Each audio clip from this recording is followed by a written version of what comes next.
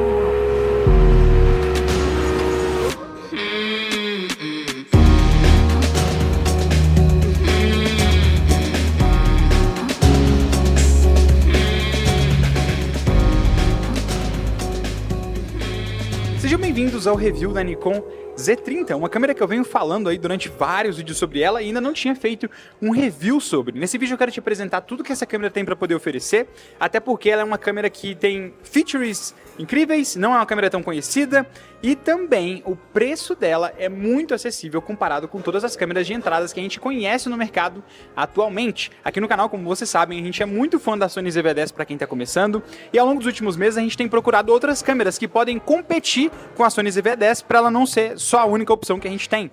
E a Nikon é uma das opções que quase ninguém procura, quase ninguém pesquisa sobre, mas que tem muito para poder oferecer. Essa câmera em especial, assim como a Sony ZV-10, também foi criada para fazer vlog, tá? Ela não é uma câmera criada para filmmakers, ela foi uma câmera criada para vlogs, mas ela tem tantos features incríveis que você também pode utilizar essa câmera para poder trabalhar. Então, a gente vai conhecer mais sobre essa câmera ao longo do vídeo, então se você quer conhecer, aperte os cintos e não se esqueça, antes de terminar o vídeo, eu quero que você comente aqui embaixo também desse vídeo, caso você veja algum feature interessante que seja mais legal de ser explorado, alguma coisa que você queira ver a mais, não esquece de comentar aqui embaixo. Um dos porquês eu trouxe a Nikon Z30 como uma possível câmera para você considerar também na hora de escolher a sua câmera, é porque ela oferece features muito incríveis em relação à qualidade e também ferramentas. Começando pela qualidade, por exemplo, ela filma em 4K, em 24 frames e 30 frames sem crop. Ela não faz 4K 60, nenhuma câmera nessa categoria faz 4K 60, mas ela faz isso sem crop nenhum. Em Full HD, a gente já tem mais opções de frame rates. A gente tem 24, 30, 60 e até 120 frames também sem crop, igual vocês viram no início aqui desse vídeo aqui. Não tem crop, e isso é muito bom. Essa câmera também permite você fazer todo o controle dela através do touchscreen. Você consegue vir aqui na tela, clicar no que você precisa e mexer. E o touchscreen dela não funciona só pro foco, como acontece em algumas outras câmeras na mesma categoria. Essa aqui você tem controle total através do touchscreen. Falando aqui sobre a saída lateral dessa câmera, a gente tem aqui uma entrada para microfone, uma entrada para HDMI e uma entrada para USB-C.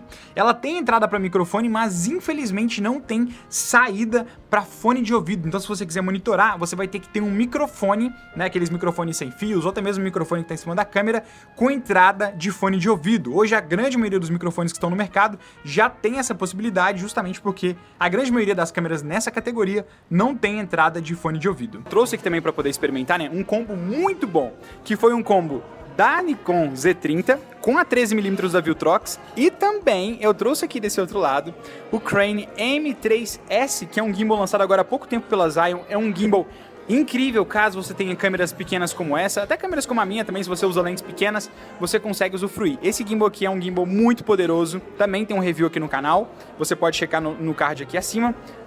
Mas é um kit muito poderoso e muito legal de ser testado. Uma das coisas que mais me chamou a atenção em relação a essa câmera desde o início é isso aqui, ó, a pegada dela.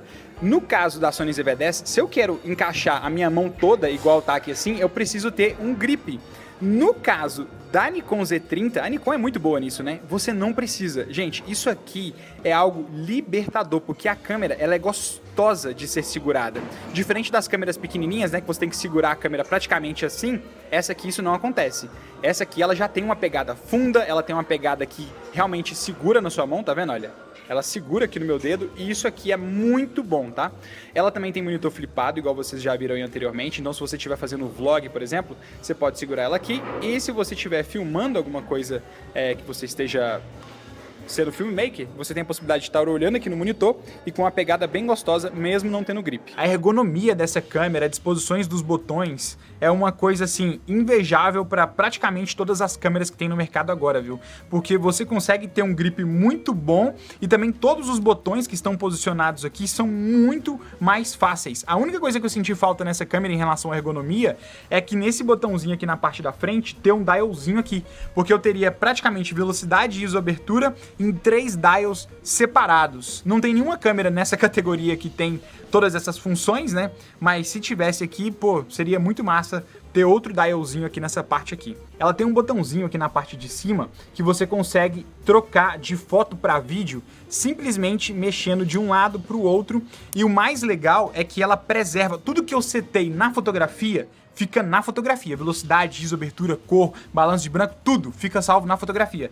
Quando eu mudo pro vídeo, eu consigo deixar salvo só o que é do vídeo. E aí ela não fica mudando a exposição da fotografia do vídeo toda hora. No caso de algumas câmeras, como as minhas câmeras, por exemplo, se eu tô fotografando e tô no vídeo e eu mudo de um pro outro, ela não salva essas configurações. São poucas as câmeras que salvam as configurações que você deixou pra foto e as configurações que você deixou pra vídeo. Aqui, só de você trocar nesse botãozinho aqui já é configurações completamente diferentes. Assim como câmeras na mesma categoria que ela não tem estabilização no sensor. Ela até tem uma opção de estabilização aqui dentro da câmera, mas é uma estabilização digital, não é o sensor estabilizado. Isso faz muita diferença também.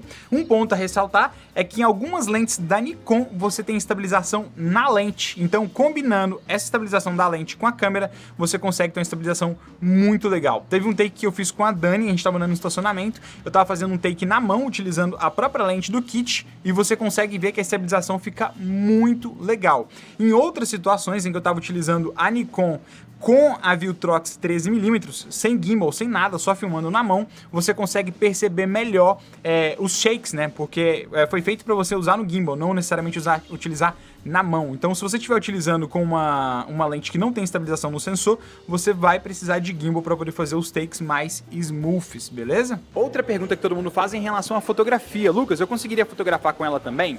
Sim, inclusive, essa câmera aqui, ela tem 20 megapixels, tá? E aí, se você já tiver uma dúvida, 20 megapixels, isso já é o suficiente para a grande maioria das coisas que a gente faz hoje. Inclusive, se for para Instagram, mais do que sobra pixel, e se você precisar fazer uma impressão também que seja relativamente grande, você consegue. Qual é o único problema em relação a essa câmera? Primeiro, ela foi criada para fazer vídeo e não para fotografar.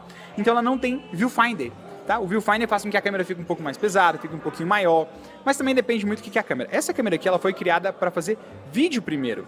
Então ela não tem viewfinder e eu, Lucas, particularmente, adoro fotografar com o viewfinder. Eu gosto de visualizar, não só para fotografar, como para filmar também. Várias coisas que eu não vou filmar, que eu quero ver a luz se está correto, medir a exposição, eu uso o viewfinder. Esse é o único problema dela, ela não tem viewfinder.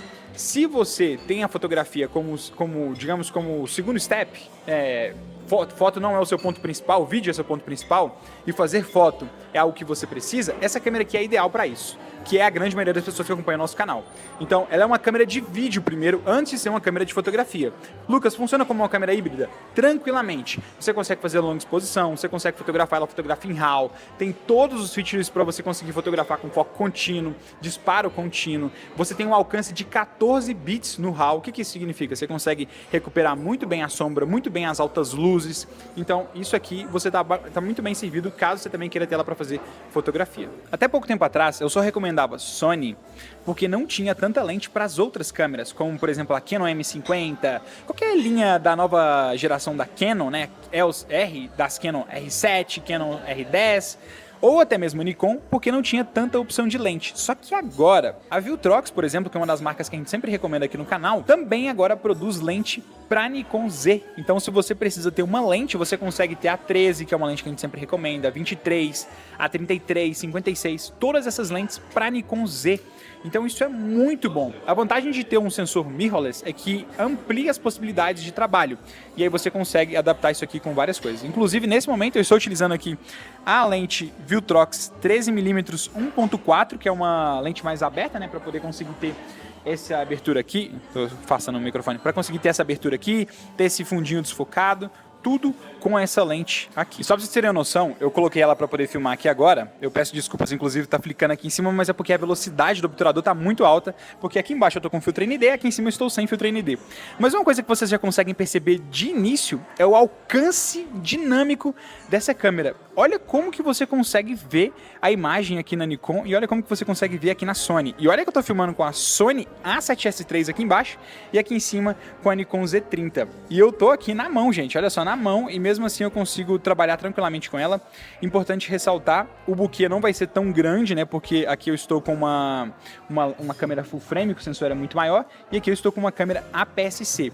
Mas, só pra vocês terem noção, uma coisa que me assusta muito é esse alcance dinâmico, o quanto que eu consigo ver o teto aqui sem estourar tanto, e o quanto que eu consigo ver meu rosto sem estourar tanto. Aqui no fundo, por exemplo, olha isso aqui, cara. É muito legal esse alcance dinâmico que a Nikon consegue fornecer pra gente poder trabalhar. E aí, o que vocês acharam? Coloca aqui embaixo nos comentários. Testando o ISO dessa câmera, Danizinha, o ISO agora em você está em 2500 de ISO. Eu acho que a gente já perde um pouquinho de definição. Aqui a gente não tem luz, a única luz que está vindo está sendo a luz lá da frente mesmo.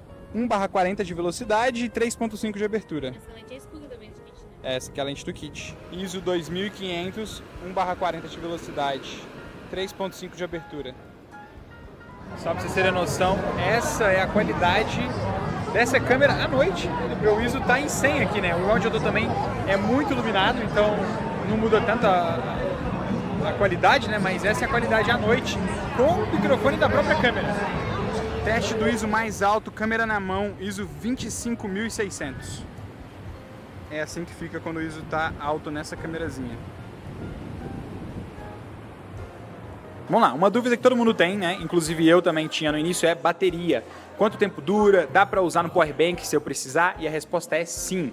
Essa câmera tem uma entrada USB-C e se você precisar deixar ela alimentando durante muito tempo no USB-C, você também consegue. Mas vale lembrar que também você consegue utilizá-la com DOM, caso você precise ligá-la na tomada para poder fazer gravações mais longas. A bateria dela vai durar em...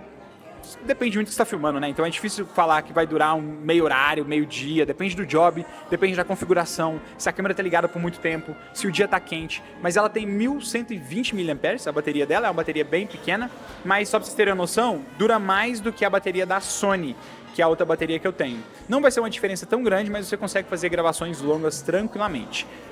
Sempre você vai ter que ter pelo menos 3 baterias no seu setup. Eu recomendo 4 ou 5 baterias, porque você consegue trabalhar tranquilamente, tá? Mas lembrando, a bateria você vai ter umas 3, 4 baterias, ou pelo menos 3 baterias. E se você precisar deixar ela ligada na tomada para fazer gravações mais longas, dá para você utilizar Power Dome, ou também utilizar ela no USB-C, que é super tranquilo de fazer. Outro feature que pra mim é assim um divisor de águas em relação a essa câmera é fazer time-lapse interno. No início do vídeo eu até coloquei aqui pra vocês verem, ela tem a possibilidade de você fazer time-lapse tanto em foto quanto em vídeo.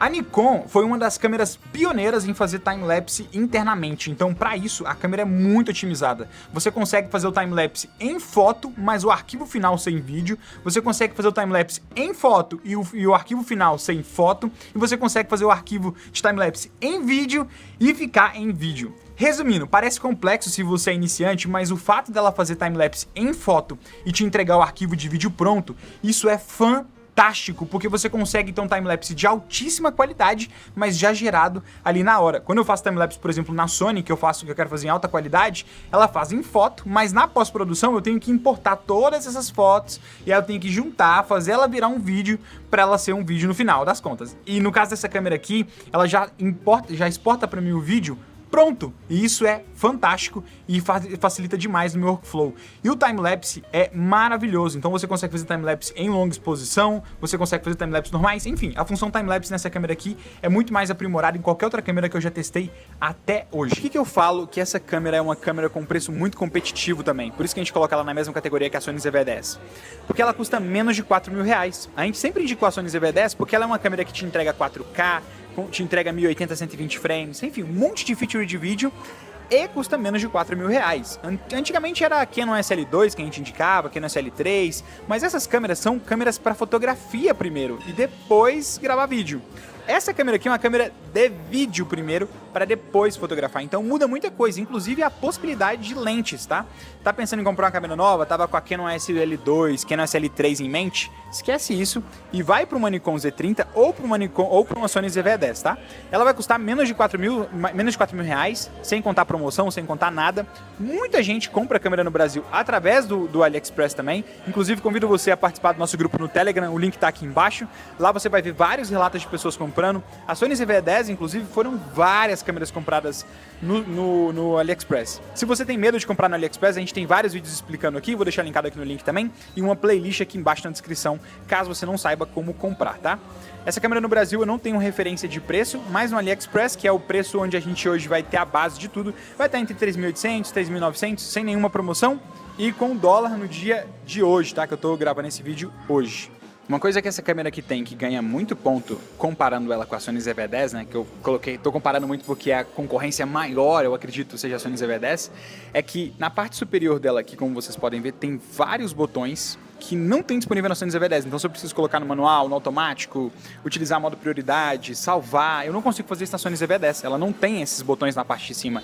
Já essa daqui, eu tenho aqui o dialzinho para poder controlar, eu tenho aqui um botão de gravação, eu tenho um botão de ISO, eu consigo colocar vários atalhos aqui na parte traseira, o que facilita o meu trabalho na hora de produzir, tá? Eu não preciso ficar clicando um botãozinho, indo no menu.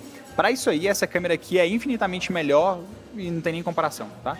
Tem todos os botões disponíveis, ela tem muito mais botões, inclusive, do que a Sony ZV-10. Uma coisa muito importante que eu ainda não me familiarizei tanto é o foco automático da Nikon. Mas isso não é nem específico só dessa câmera, é específico da Nikon de uma forma geral. A Nikon Z6 Mark II, que é essa daqui, eu também ainda não consegui entender como é que funciona o foco dela. Eu obviamente estou comparando com as câmeras que eu tenho aqui da Sony, que o foco é muito bom. Obviamente, ela tem foco de leitura de olho. Então, se eu tiver aqui, ela vai ler muito bem também. Eu consigo controlar a velocidade que esse foco vai ler o meu olho e tudo mais. Mas em alguns momentos específicos ainda eu não consegui ter o foco exatamente do jeito que eu quero.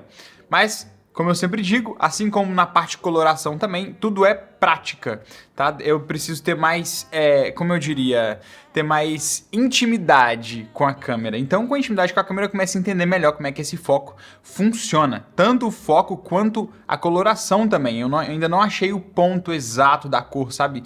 Como trabalhar com o contraste que a Nikon oferece. Igual eu falei, ela oferece uma gama, um alcance dinâmico muito legal, mas ainda eu preciso aprender a trabalhar com o arquivo dessa câmera. Igual vocês estão vendo, eu tô filmando com ela aqui, é muito bonito a textura, é muito legal a retenção de detalhes que ela consegue ter, o que ela consegue oferecer, isso numa câmerazinha desse tamanho. A título de curiosidade é que agora eu estou filmando com a 35mm da Nikon 1.8, beleza? Aí eu consigo ter esse fundinho desfocado aqui também, de um jeito muito lindo. A última coisa que eu queria falar também é sobre o rolling shutter.